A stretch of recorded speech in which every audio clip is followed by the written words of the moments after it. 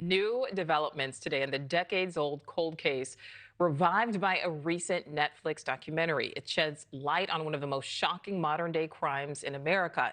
In this latest twist, the new Boulder, Colorado police chief says he is following fresh leads and optimistic they can determine who killed 6-year-old JonBenét Ramsey at Christmas time nearly 28 years ago.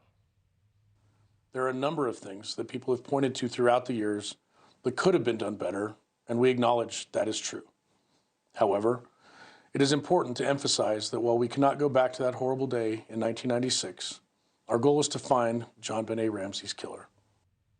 Well, JonBenét's father, John Ramsey, says he believes genetic genealogy could track down his daughter's killer. So joining me now, senior national correspondent Brian Enton. Brian, so many people interested in this. Momentum is really picking up on this cold case once again. Yeah, it is, Nichole. The new Netflix docuseries on JonBenét's murder has definitely renewed a lot of interest in the 1996 killing of the little girl, especially among the younger generation. People who had never heard about the killing are now fascinated by it, so much so that the New York Post is now reporting that an investigator is saying the case could be bust wide open in 2025 and that this, quote, is our year.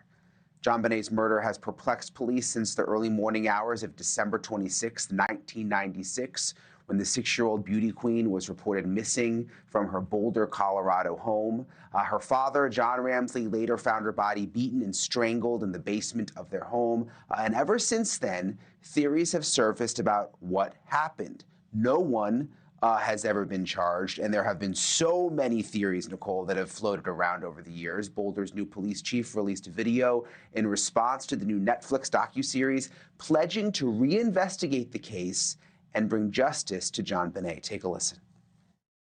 What I can tell you, though, is that we have thoroughly investigated multiple people identified as suspects throughout the years, and we continue to be open-minded about what occurred as we investigate the tips that come in to detectives.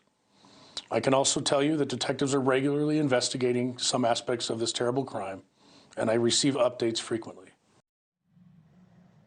Pretty big deal to hear the new chief saying this. There was some progress on the case back in 2023 when the former police chief started a task force to investigate. They brought a lot of different agencies together, but there was no significant progress that was made. And the hope now is that new technology over the last 3 decades can help bring new leads, including possibly DNA evidence. Nichole? Absolutely, yes. I will be talking to Dr. Debbie Goodman about this case next hour. Brian, so much interest in this. Always great to hear from you. Brian, thank you. Thanks for watching. Go to joinnn.com to find NewsNation on your screen. And don't forget to click the red subscribe button below to get more of NewsNation's fact-driven, unbiased coverage.